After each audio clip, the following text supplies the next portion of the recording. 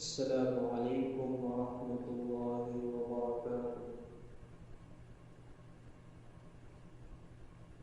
الحمد للہ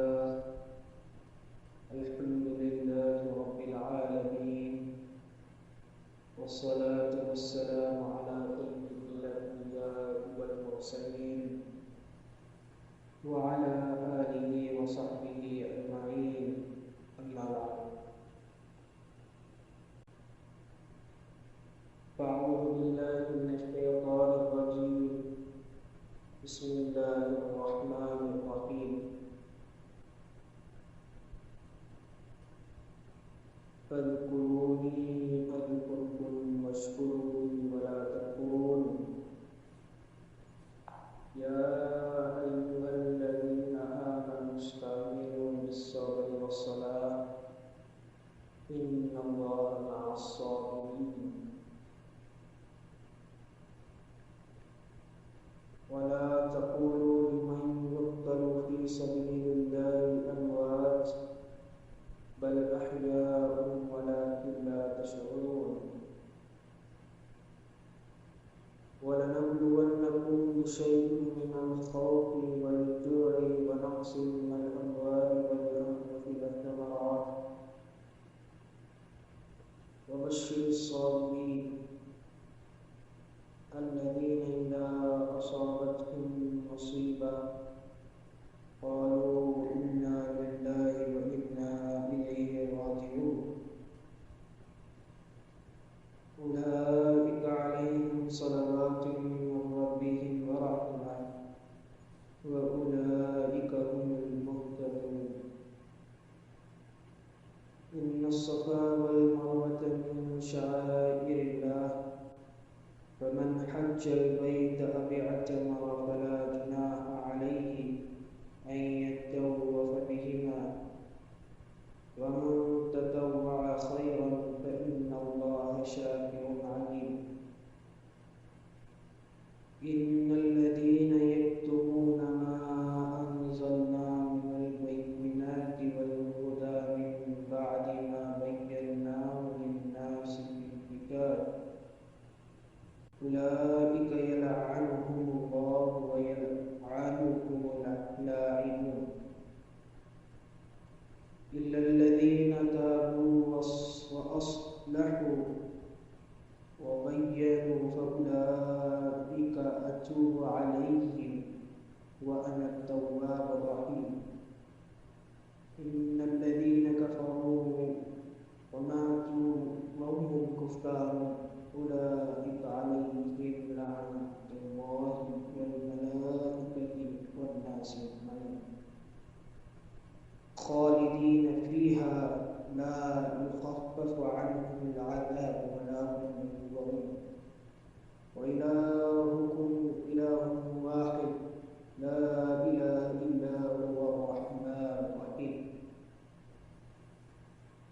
وقال رسول الله صلى الله عليه وسلم: خيركم من تعلم القرآن وعلمه، صدق الله العظيم وصدق رسوله النبي الكريم، ونحن على ذلك من الشاهدين والشاكرين، والحمد لله رب العالمين۔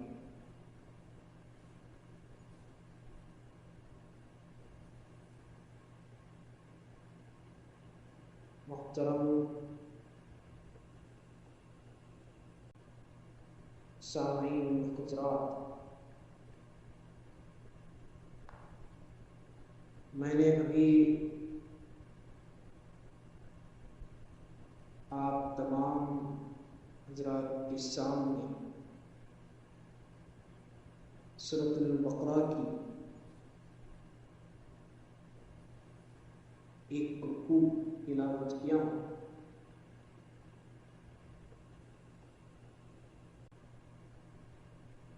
یہ رکوع ویسے اگر دیکھا گیا تو ساری قرآن کریم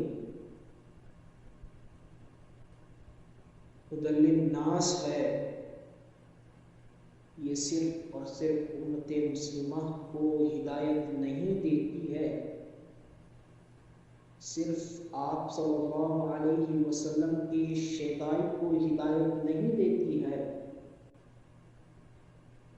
صرف اللہ اس کے رسول صلی اللہ علیہ وسلم کی اتباع کرنے والوں کو ہدایت نہیں دیتی ہے، بلکہ یہ قرآن کریم یہ تمام اس روئے زمین پر رہنے والے باشعور لوگوں کو ہدایت دیتی ہے۔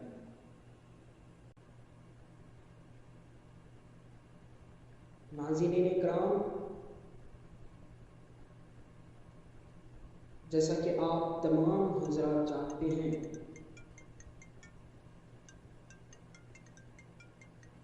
کہ اللہ رب العالمین نے اس دنیا کو وجود میں لانے کے بعد اس دنیا میں نباتات، جمادات، حیوانات، ان تمام چیزوں کی خلقت کرنے کے بعد اللہ تعالیٰ نے آخر میں انسان کو اس دنیا پر مبعوث کیا، اس دنیا میں پیدا کیا، اس دنیا میں خلقت کی۔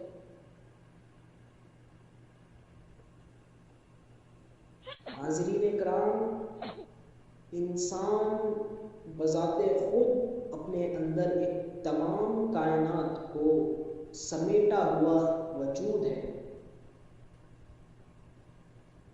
تمام کائنات کا اس تمام روئے زمین پر جتنے بھی نباتات، جمادات، حیوانات، اللہ کے جتنے مخلوقات ہیں وہ تمام کی طاقت انسان کے اندر پائی جاتی ہے۔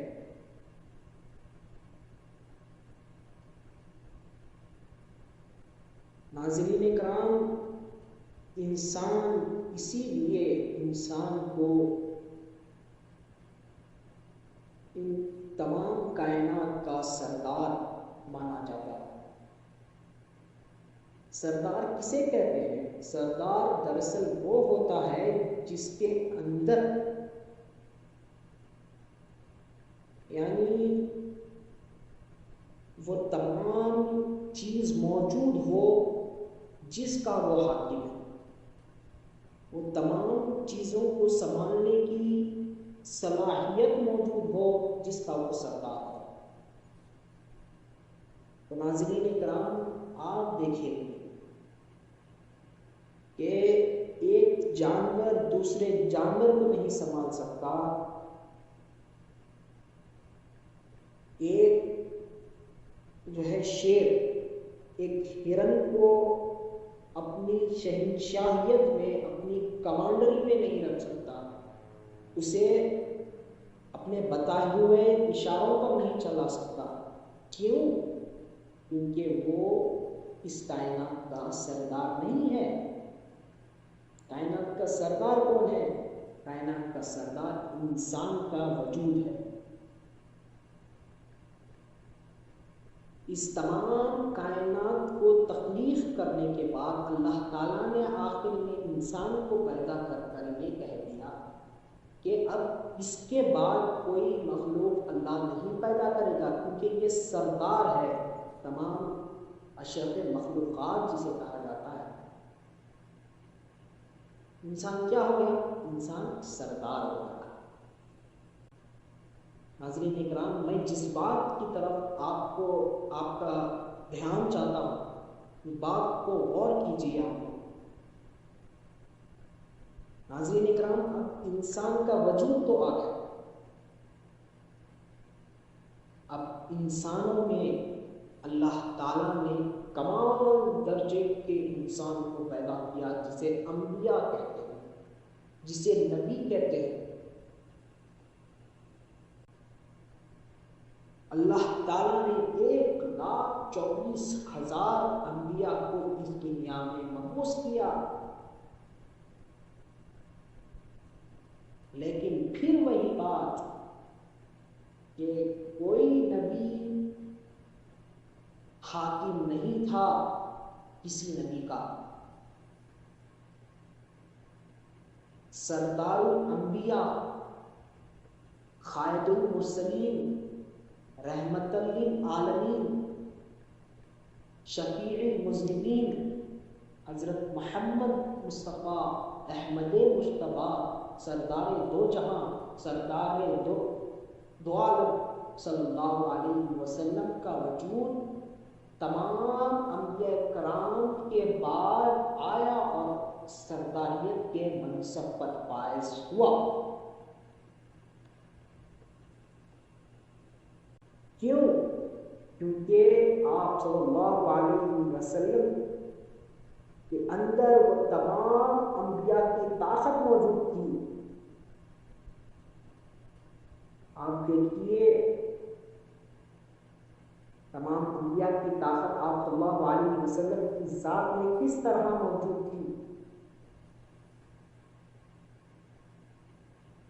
ایک نبی جو اللہ تعالیٰ نے ایک نبی کو جو بھیجتا گیا، وہ اللہ تعالیٰ نے ایک خلیے کے لیے، ایک خطے کے لیے، ایک مخصوص جگہ کے لیے، ایک مخصوص زبان کے لیے اللہ تعالیٰ نے بھیجا تھا.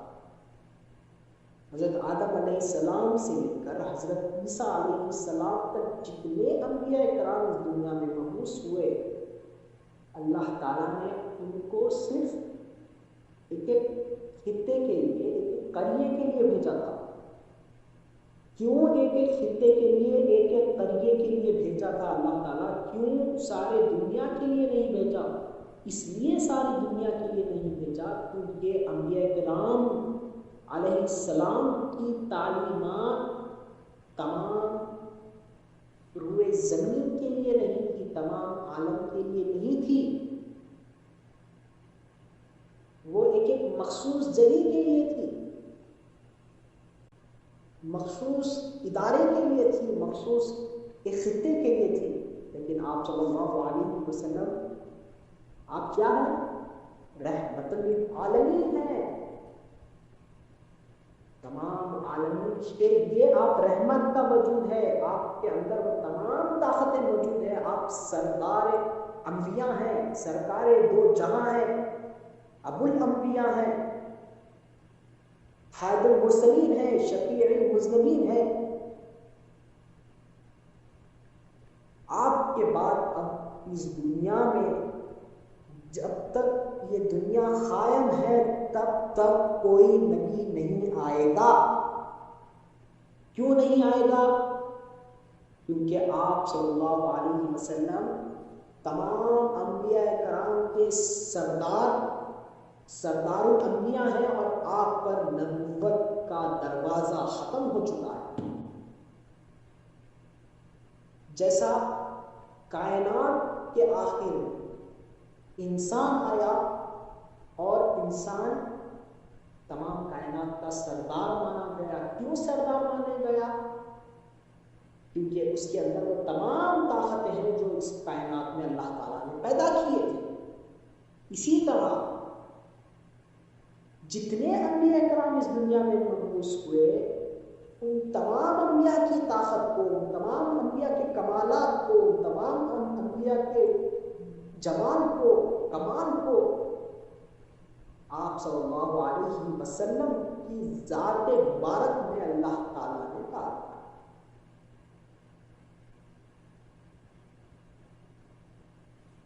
اسی لیے ایک شاعر اپنے اشعار میں یہ لکھتے ہیں کہ حسن یوسف دم عیسیٰ ید بیضا داری، حسن یوسف دم عیسیٰ ید بیضا داری، آنچ خوبا ہما دارم اتنہا داری. جو حسن یوسف علیہ السلام کا ہے، حسن یوسف دم عیسیٰ ید بیضا داری، عیسیٰ علیہ السلام کا ید بیضا، حضرت یوسف علیہ السلام کا حسن،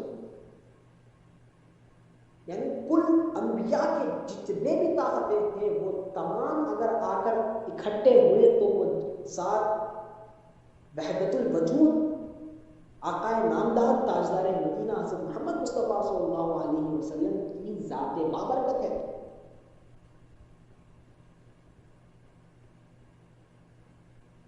اب ہم دیکھیے کہ ہر نبی کے ساتھ اپنے اپنے تعلیمات آئے تھے، ہر نبی کے ساتھ ایک ایک کتاب آئی تھی، ہر نبی کے ساتھ ایک ایک عبادت کرنے کا اللہ تعالیٰ نے ایک ایک ذریعہ بتایا تھا، لیکن آپ صلی اللہ علیہ وسلم کے دربار میں اللہ تعالیٰ نے قرآن کریم جیسی نعمت کو نازل کیا۔ آپ کے قلب مبارک پر قرآن جیسی نعمت کو اللہ تعالیٰ نے نازل کیا، اور وہ قرآن کیا ہے؟ وہ قرآن تمام انبیاء کرام کے تعلیمات کا مجموعہ ہے۔ جتنے کتب 1,24,000 انبیاء کے پاس جتنے تعلیمات تھے، ان پر جتنے کتابیں نازل ہوئی، وہ تمام کتابوں کی جامع کتاب قرآن کریم ہے۔ کیوں قرآن کریم ہے؟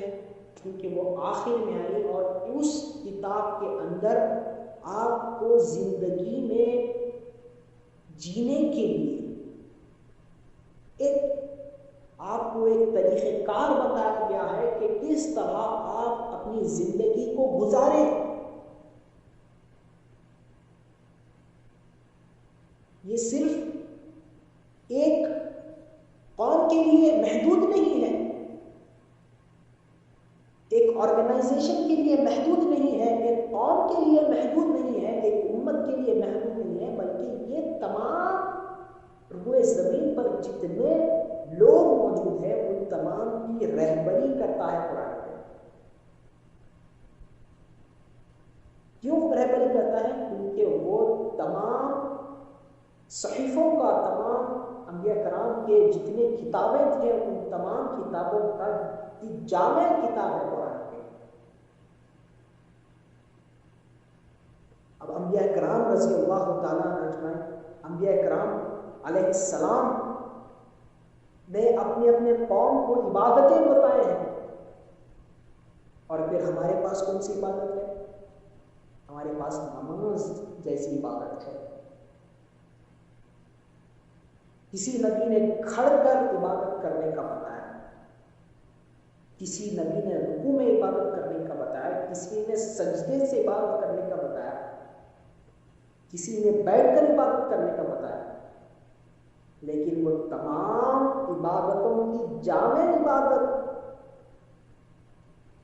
وہ ہے نماز۔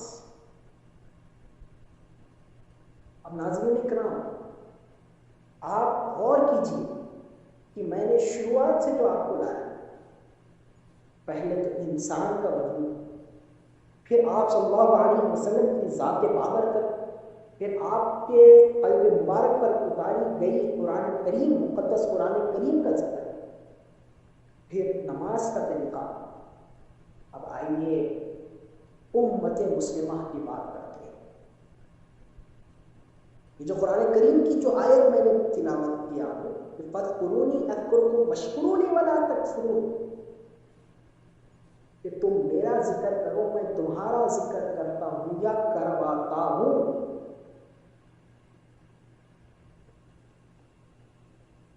کتنی پیاری بات اللہ تعالیٰ نے اس آیت میں لکھی ہے۔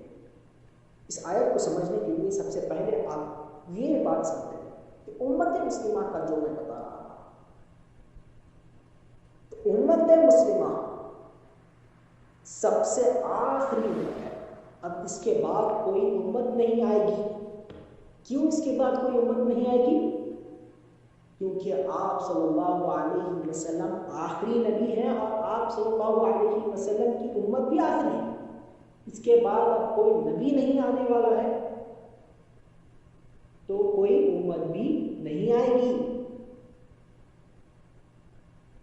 ناظرین اکرام، حضرت آدم علیہ السلام سے لے کر حضرت عیسیٰ علیہ السلام تک جتنے نبی اس دنیا میں مبعوث ہوئے، ان تمام کی امت آئی، ان تمام کی امتوں کی سردار امت اگر کوئی ہے تو وہ ہے उम्मत मुस्लिमा, क्यों उम्मत मुस्लिमा सरदार उम्मत है?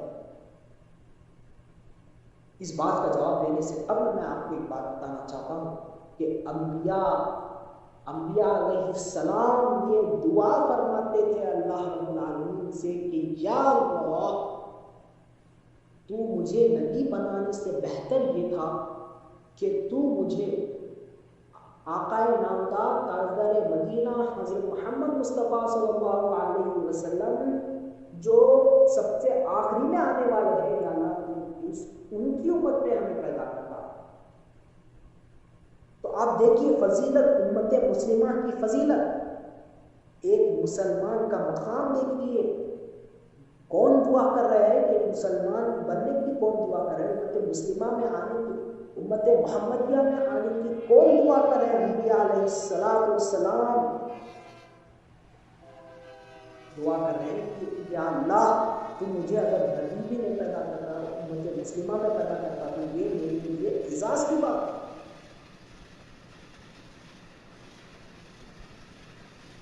तो क्यों जो है ये दुआ की गई? क्यों अंबिया अलैहिस्सलाम ने ये दुआ की? क्योंकि उम्मत मुस्लिमा एक वाहिद उम्मत है। 1,24,000 पेश अंबिया अलैहिस्सलाम जो आए हैं दुनिया में, उन तमाम की उम्मतों में से ये एक उम्मत ऐसी है जो अपने दीन की तबलीग गैर कौम के लोगों तक भी कर सकती है। क्यों कर सकती है? वो क्यों नहीं कर सकते थे? वो इसलिए नहीं कर सकते थे क्योंकि उनकी तालीमात अधूरी थी, उनकी तालीमात महदूद थी। वो एक जो है खित्ते के लिए उनकी तालीमात थी, लेकिन आप सल्लल्लाहु अलैहि वसल्लम की तालीमात क्या है? तमाम आलमीन के लिए है। इसीलिए हमें ये हक है कि हम गैरों तक जाकर इस्लाम की दावत को, आप सल्लल्लाहु अलैहि वसल्लम की दावत को, आप सल्लल्लाहु अलैहि वसल्लम के बताए हुए रास्ते को, आपके बताए हुए आमाल को हम दूसरों तक पहुंचा सकते हैं, तबलीग इस्लाम कर सकते हैं। ये नेमत तमाम उम्मतों को नहीं थी, अंबिया किराम को भी नहीं थी। तो नाज़रीन किराम, इन तमाम बातों को जितना मैंने बयान किया है, सबसे पहले तो इंसान के बारे में, फिर आप सल्लल्लाहु अलैहि वसल्लम, फिर कुरान करीम, फिर नमाज, फिर उम्मत मुस्लिमा। नाज़रीन किराम, ये एक बात सोचिए कि अल्लाह रब्बुल आलमीन का कितना बड़ा शुक्र करम है कि अल्लाह ने सबसे पहले तो हमें इंसान बनाया।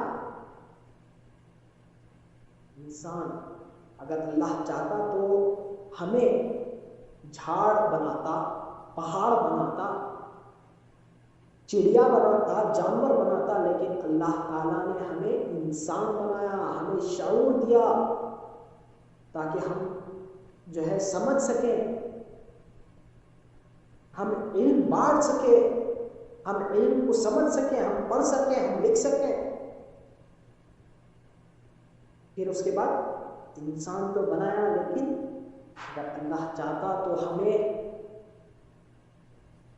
ईसाइयत में पैदा करता, हिंदुओं में पैदा करता, यहूदियों में पैदा करता, लेकिन अल्लाह ताला का सबसे बड़ा एहसान है कि अल्लाह ताला ने हमें आकाए नामदार ताजदार मदीना हज़रत मोहम्मद मुस्तफ़ा सल्लल्लाहु अलैहि वसल्लम की उम्मत में पैदा किया। ये सबसे बड़ी बात है हमारी। ये कितना शुक्र अदा करूं उस रब्बे दो जहां का कि उसने हमें आप सल्लल्लाहु अलैहि वसल्लम की उम्मत में पैदा किया। नाज़रीन किराम, एक छोटी सी मिसाल देकर मैं अपनी बात को आगे बढ़ाना चाहता हूं।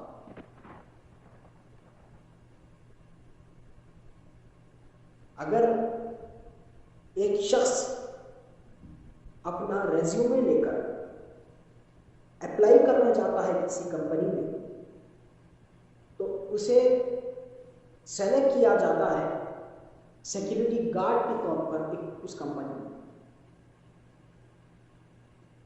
لیکن اس کا جو عمل تھا، اس کا جو رویہ تھا، اس کی جو تڑپ کشش محنت اس کمپنی کے لیے، وہ دیکھ کر اس کمپنی کا CEO کیا کرتا ہے کہ وہ جو سیکیورٹی گارڈ تھا اسے، ایک معمولی سیکیورٹی گارڈ کو تمام سیکیورٹی گارڈ کا صدر بناتا ہے، صرف سیکیورٹی گارڈ کا. پھر اور اس کی محنت اور اس کی کشش اور اس کی محنت کو دیکھ کر پھر وہاں کا CEO کیا کرتا ہے، تمام سیکیورٹی ڈپارٹمنٹس کا اسے صدر بناتا ہے. اور اس کے بعد وہ شخص رکتا نہیں، وہ شخص اور جو ہے اپنی جتنی بھی صلاحیت ہے وہ اس کمپنی کے لیے قربان کر کر، اپنے صلاحیتوں کو قربان کر کر بس کمپنی کی بقا کے لیے، کمپنی کو آگے بڑھانے کے لیے بس محنتیں کرتے رہتا. تو پھر CEO اور کچھ ہو کر وہ سیکیورٹی ڈپارٹمنٹس کے ہیڈ سے ہٹا کر اسے پھر اعلیٰ پوسٹ پر فائز کرتا ہے، وہ کمپنی کا ایک امپلائی بناتا ہے. پھر وہ شخص رکتا نہیں، پھر اور محنت کرتا، تو پھر اس کا CEO جو ہے پھر دے کر پورے امپلائیز کا ہیڈ بناتا ہے. پھر ایسا کرتے کرتے کرتے وہ مینیجر بنتا ہے، پھر آخر میں CEO کے بھی مقابلہ کر کھڑا رہتا ہے. تو یہ وہ شخص جو سیکیورٹی گارڈ تھا وہ جو ہے آگے جا کے مینیجر بن گیا.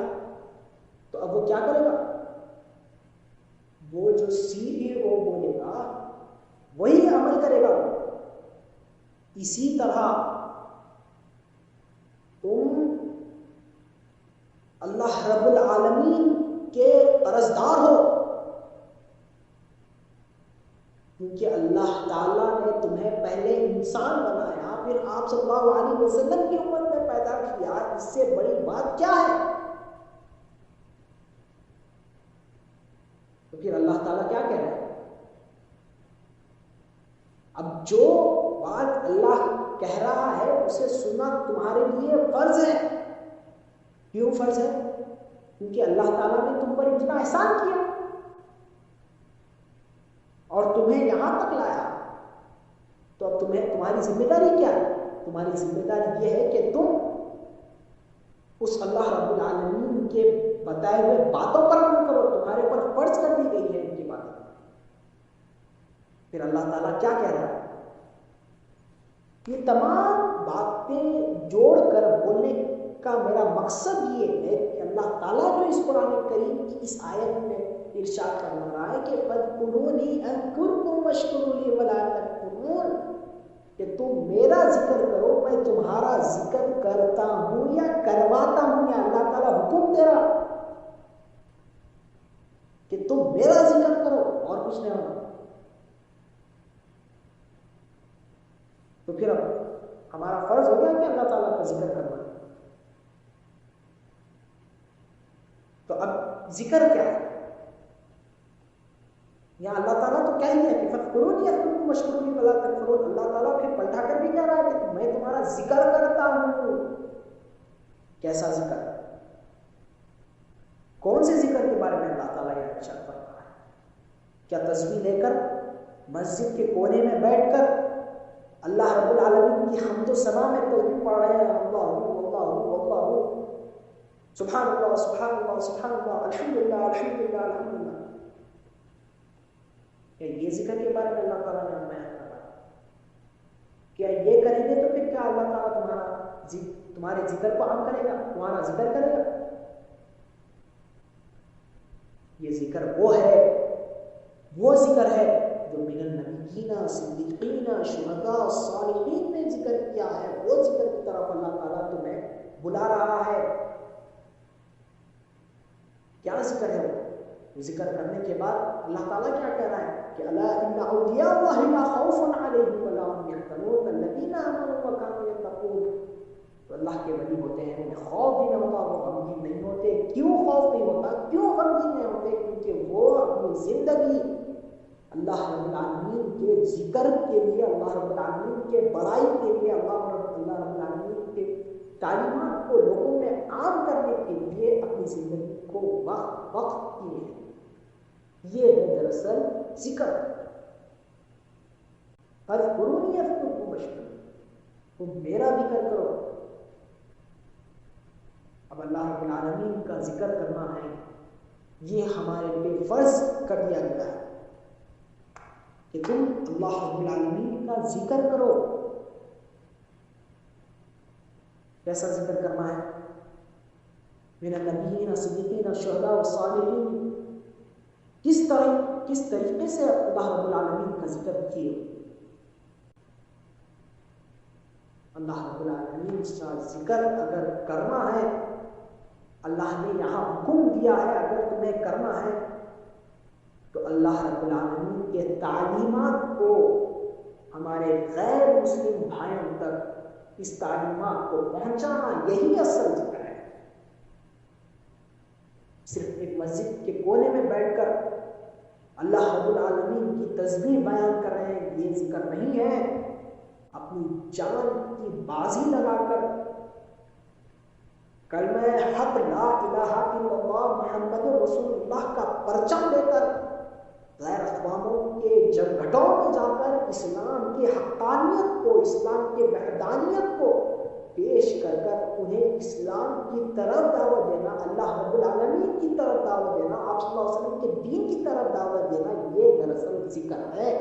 جس ذکر کے بارے میں اللہ تعالیٰ قرآن کریم میں فرما رہا ہے کہ فاذکرونی اذکرکم واشکرونی ولا تکفرون، تم میرا ذکر کرو میں تمہارا ذکر کرتا ہوں۔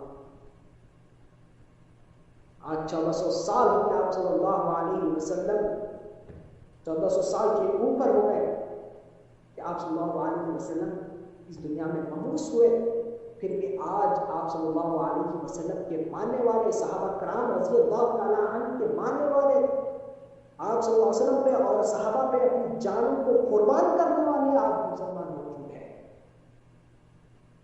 کیوں؟ اس کی وجہ کیا ہے؟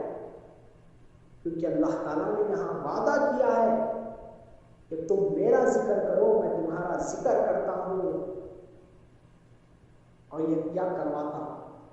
یہ ذکر صرف یہاں تک نہیں ہے، جب تک یہ دنیا وجود میں ہے تب تک آپ صلی اللہ علیہ وسلم کا ذکر اور صحابہ کرام رضی اللہ تعالیٰ عنہ کا ذکر دنیا میں منایا جائے گا۔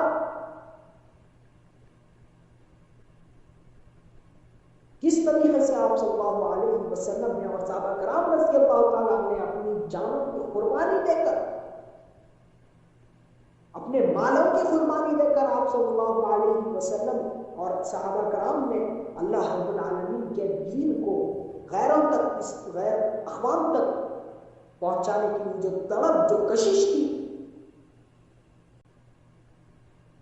وہ آج کے امت مسلمہ میں موجود ہے۔ بڑے فخر سے کہتے ہو اپنے آپ کو امت مسلمہ، کیا آپ کو امت مسلمہ ہو؟ کیا آپ صلی اللہ علیہ وسلم کی امت ہو؟ اگر آپ صلی اللہ علیہ وسلم کی امت ہو تو اسے پروف کر کر بتاؤ۔ آپ صلی اللہ علیہ وسلم نے تنے تنہا طائف کے میدان میں جا کر اسلام کے حقانیت کو، اسلام کے وحدانیت کو پیش کیا، اور وہاں پر کنکرے کھائے اور وہاں لہو لہان ہو گئے آپ۔ کیوں؟ صرف اور صرف اسلام کی اشاعت کے لیے، اسلام کے کو جو ہے سارے ادیان عالم پر غالب کرنے کے لیے آپ صلی اللہ علیہ وسلم کا یہ عمل تھا۔ اگر تم واقعی آپ صلی اللہ علیہ وسلم کے شہدائی ہونے کی گواہی دیتے ہو، آپ صلی اللہ علیہ وسلم کے عاشق ہونے کی گواہی دیتے ہو، آپ صلی اللہ علیہ وسلم کی امت کی ہونے کی گواہی دیتے ہو، تو جاؤ اسلام کی حقانیت کو، اللہ کی وحدانیت کو غیر اقوام کے جھمکٹوں میں جا کر پیش کر دو کہ اگر تمہیں نجات ہونا ہے تو آؤ اسلام کی طرف، اگر تمہیں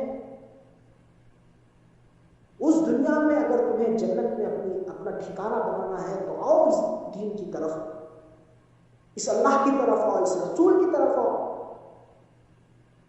تو یہ دراصل کام ہے امت مسلمہ کا۔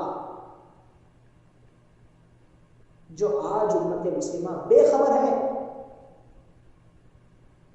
صرف دنیا کے پیچھے بھاگ رہی ہے. کہاں ہے وہ صلاح الدین ایوبی؟ کہاں ہے وہ حضرت عمر فاروق رضی اللہ تعالیٰ عنہ کا جلوہ نمائی؟ کہاں ہے وہ حضرت ابو بکر صدیق رضی اللہ تعالیٰ؟ کہاں ہے یہ وجود؟ کیا اس زمانے کا اللہ اور اس زمانے کا اللہ کا تبدیل ہو گیا ہے؟ کیا وہ زمانے میں دوسرا رسول تھا اور یہ زمانے میں دوسرا رسول ہے؟ وہ زمانے میں بھی وہی اللہ تھا، وہی رسول تھے، یہ زمانے میں بھی وہی اللہ ہے، وہی رسول ہے، لیکن تمہارے دلوں میں کھوٹ آ گیا ہے، تمہارے دلوں میں شیطان نے قابض کر لیا ہے، تمہارے دلوں پر شیطان کا غلبہ ہو گیا ہے، جس کی وجہ سے تم ذلیل و خوار ہو رہے ہو. دنیا کی لالچ نے تمہیں اتنا اندھا کر دیا ہے کہ تم دین سے دور ہوتے جا رہے ہو.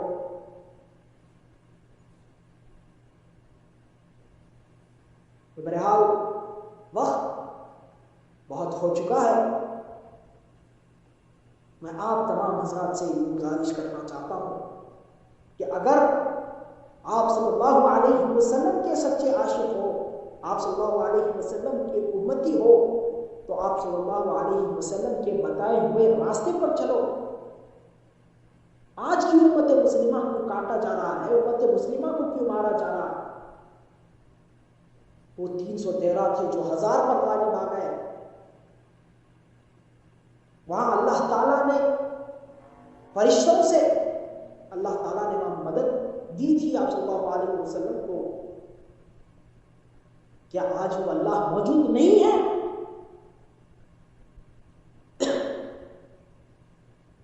اپنے گریبان میں جھانکو، اپنے اعمال کو سیدھے کرو، اپنی زندگی کا مقصد سمجھو. کیوں اللہ تعالیٰ نے تمہیں امت مسلمہ میں پیدا کیا، اس کو سمجھو.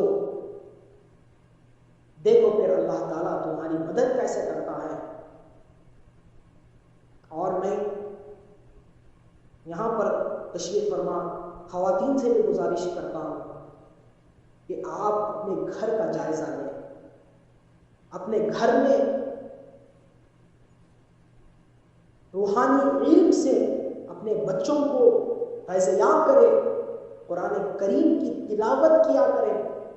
اپنے بچوں کو قرآن کریم کی تلاوت کرنے پر گامزن کریں، ان کو قرآن کریم کی تلاوت کرنے کو کہیں، نمازوں کی پابندی کرنے کو کہیں. کیونکہ آج امت مسلمہ کا بہت برا حال ہو رہا ہے. اس کی وجہ ہم خود ہیں، کیونکہ ہم نے آپ صلی اللہ علیہ وسلم کے احکامات کو ٹھکرایا ہے. ہم نے آپ صلی اللہ علیہ وسلم کے بتائے ہوئے راستے پر نہیں چل کر ہم شیطان کے راستے پر چل رہے ہیں. اسی لیے اللہ تعالیٰ ہمیں سیدھے راستے پر چلنے کے لیے ہمیں یہ تمام مشکلات سے ہمیں دوچار کر رہا ہے. اپنے گھر میں علم دین سکھاؤ، اپنے گھر میں درس قرآن کو جاری کرو، قرآن کریم کے درس کو دیا کرو، قرآن کریم کی تلاوت کیا کرو. اگر کھیت میں اگر پانی نہیں ڈالا گیا تو کھیت برباد ہو جائے گی. اسی طرح اگر گھر میں قرآن کے علم کو، آپ صلی اللہ علیہ وسلم کے بتائے ہوئے راستوں کو اگر ہم نہیں بتائیں گے تو ہماری نسلیں اجڑ جائیں گی. بہرحال اللہ تعالیٰ سے دعا ہے کہ اللہ تعالیٰ امت مسلمہ کی حفاظت فرمائے، خاص طور پر فلسطین کے مسلمانوں کی حفاظت فرمائے. اور اللہ تعالیٰ نے جس مقصد کے لیے ہمیں امت مسلمہ میں پیدا کیا، ہمیں وہ مقصد کو پورا کرنے کی توفیق عطا فرمائے. وآخر دعوانا الحمد للہ رب العالمین. السلام علیکم ورحمۃ اللہ وبرکاتہ. سنت عطا کریں.